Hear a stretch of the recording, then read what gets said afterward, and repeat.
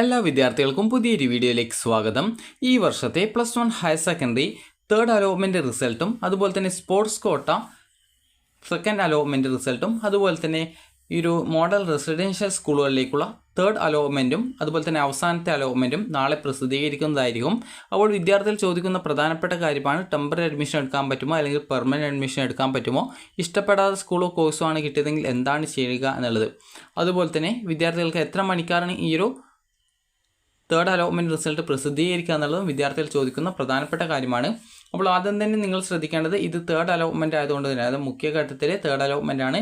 Sports കോട്ടയുടെ മുഖ്യഘട്ടത്തിലെ second allotment ആണ്, അതും ലാസ്റ്റത്തെ അലോട്ട്മെൻറ്റ് ആണ്. ഇനി സപ്ലിമെൻ്ററി ഘട്ടത്തിലാണ് ഈ ഒരു സ്പോർട്സ് കോട്ടയിലുള്ളത്. അതുപോലെ തന്നെ മോഡൽ റെസിഡൻഷ്യൽ സ്കൂളുകളിലേക്കുള്ള ഈ ഒരു മുഖ്യഘട്ടത്തിലെ തേർഡ് അലോട്ട്മെൻറ്റ് ആണ്, അതുപോലെ തന്നെ അവസാനത്തെ അലോട്ട്മെൻറ്റുമാണ്.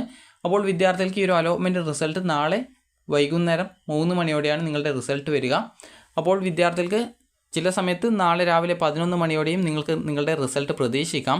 സാധാരണഗതിയിൽ വൈകുന്നേരത്തോടെ മാത്രമാണ് വിദ്യാർത്ഥികളുടെ റിസൾട്ട് ഈ ഒരു തേർഡ് അലോട്ട്മെൻറ്റ് റിസൾട്ടൊക്കെ വരാറുള്ളത്. അപ്പോൾ വിദ്യാർത്ഥികൾ ചെയ്യേണ്ട പ്രധാനപ്പെട്ട കാര്യം നിങ്ങൾ ഈ ഒരു നാളെ രാവിലെ 11 മണിയോടെ നിങ്ങൾക്ക് നിങ്ങളുടെ റിസൾട്ട് പരിശോധിക്കാൻ സാധിക്കുന്നതായിരിക്കും.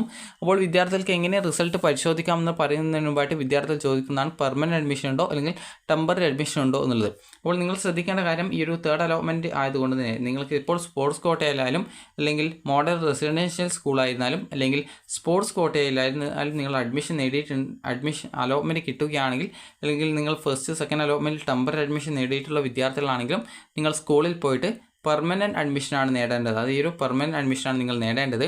അല്ലാതെ ടെമ്പററി അഡ്മിഷൻ ഇപ്പോൾ ഇനി ഉണ്ടായിരിക്കുന്നതല്ല. നിങ്ങൾ അലോട്ട്മെൻറ്റ് ലഭിച്ച് നിങ്ങൾ പോയിട്ട് പെർമനൻറ്റ് അഡ്മിഷൻ നേടിയിട്ടില്ല എങ്കിൽ നിങ്ങൾക്ക് ലഭിച്ച സീറ്റ് നഷ്ടപ്പെടുകയും പിന്നീട് സപ്ലിമെൻ്ററി ഘട്ടത്തിൽ അപേക്ഷ സമർപ്പിക്കാൻ സാധിക്കാതെ വരികയും ചെയ്യുന്നതായിരിക്കും.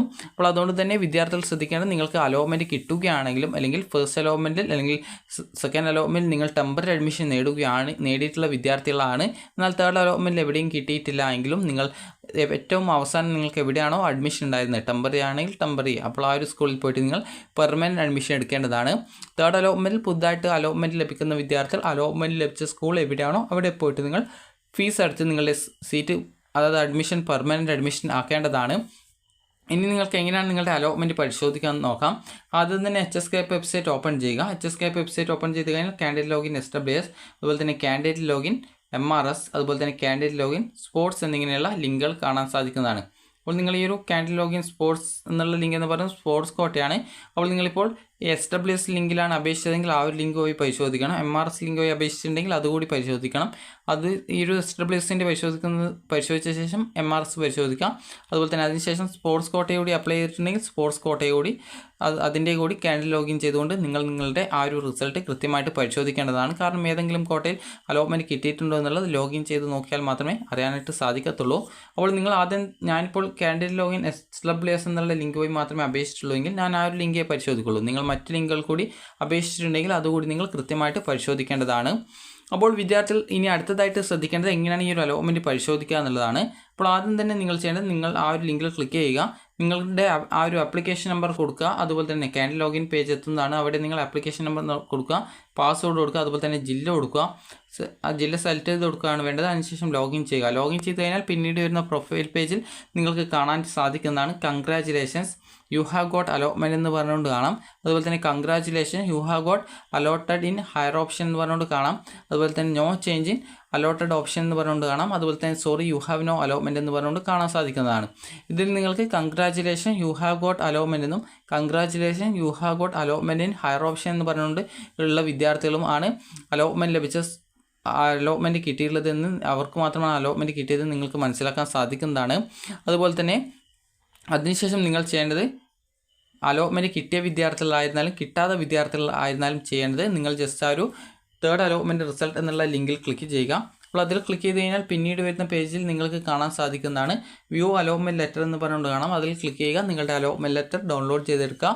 അലോട്ട്മെൻറ്റ് ലഭിച്ച സ്കൂളിൽ പോയിട്ട് നിങ്ങൾ അഡ്മിഷൻ നേടുക.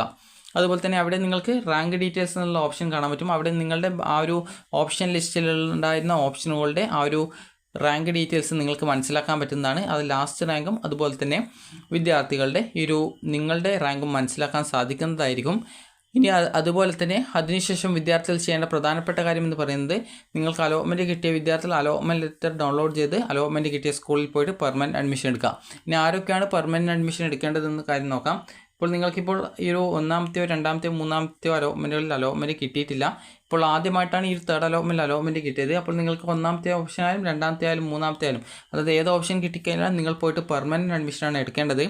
ഇനിയിപ്പോൾ നിങ്ങൾക്ക് അലോട്ട്മെൻറ്റ് ഈ ഒരു ഫസ്റ്റിലോ സെക്കൻഡിലോ ഏതെങ്കിലും ഒരു അലോട്ട്മെൻറ്റ് കിട്ടി, എന്നാൽ തേർഡ് അലോട്ട്മെൻറ്റ് വന്ന സമയത്ത് no change in your allotted option എന്നാണ് കാണുന്നതെങ്കിലും നിങ്ങൾ എവിടെയാണോ നിലവിൽ ടെമ്പററി അഡ്മിഷൻ ഉള്ളത് അവിടെ പോയിട്ട് നിങ്ങൾ ഫീസ് അടച്ച് നിങ്ങൾ പെർമനൻറ്റ് അഡ്മിഷൻ എടുക്കുക.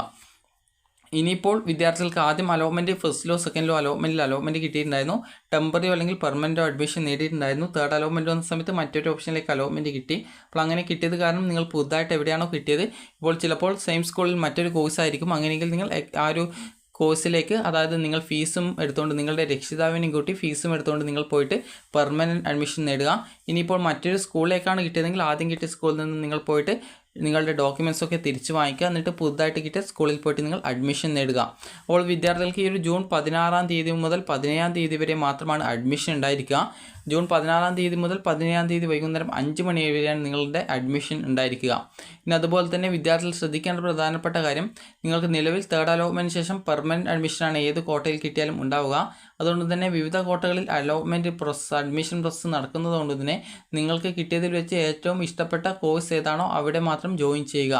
അതുപോലെ തന്നെ തേർഡ് അലോട്ട്മെൻറ്റിന് ശേഷം അലോട്ട്മെൻറ്റ് ലഭിച്ച ഏതെങ്കിലും ഒരു കോട്ടയിൽ അലോട്ട്മെൻറ്റ് ലഭിച്ച വിദ്യാർത്ഥികൾക്ക് പിന്നീടുള്ള അലോട്ട്മെൻറ്റുകളിൽ പങ്കെടുക്കാനുള്ള സൗകര്യം ഉണ്ടാവുന്നതല്ല.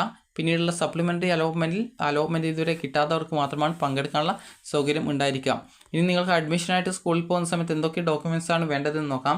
ഒന്നാമത്തേത് അലോട്ട്മെൻറ്റ് ലെറ്ററാണ്, അതുപോലെ SSLC റിസൾട്ടിൻ്റെ പ്രിൻ്റ് ഔട്ടാണ്, അതുപോലെ TC ആണ്, അതുപോലെ തന്നെ സ്വഭാവ സർട്ടിഫിക്കറ്റ് ആണ്, അതുപോലെ തന്നെ ബോണസ് പോയിന്റ് സർട്ടിഫിക്കറ്റ് ആണ്, അതുപോലെ തന്നെ ടൈ ബ്രേക്ക് സർട്ടിഫിക്കറ്റ് ആണ്, അതുപോലെ തന്നെ ക്ലബ്ബ്, അതുപോലെ LSS, USS, NMMS, NTSC ഇതുപോലുള്ള പരീക്ഷകളുടെ ആ ഒരു ഡീറ്റെയിൽസ് സർട്ടിഫിക്കറ്റ് അതുപോലുള്ള ഡീറ്റെയിൽസൊക്കെ കൊടുത്തിട്ടുള്ള വിദ്യാർത്ഥികളാണെങ്കിൽ അതിൻ്റെ ആ ഒരു ഡോക്യുമെൻറ്റ്സ് ഒക്കെ എടുക്കേണ്ടതാണ്.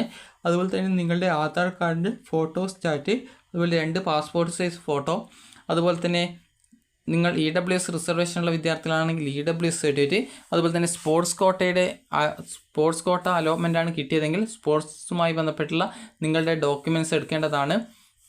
അതുപോലെ തന്നെ വിദ്യാർത്ഥികൾ ശ്രദ്ധിക്കേണ്ട പ്രധാനപ്പെട്ട കാര്യം എന്ന് പറയുന്നത് നിങ്ങൾ SC/ST വിദ്യാർത്ഥികളാണെങ്കിൽ ഫീസ് ആനുകൂല്യം ഉണ്ടാവും. അപ്പോൾ നിങ്ങൾ ഇൻകം സർട്ടിഫിക്കറ്റോ അതല്ലെങ്കിൽ കമ്മ്യൂണിറ്റി സർട്ടിഫിക്കറ്റോ അല്ലെങ്കിൽ കാസ്റ്റ് സർട്ടിഫിക്കറ്റോ ഇതിലേതാണെന്നുള്ളത് അതെടുക്കുക.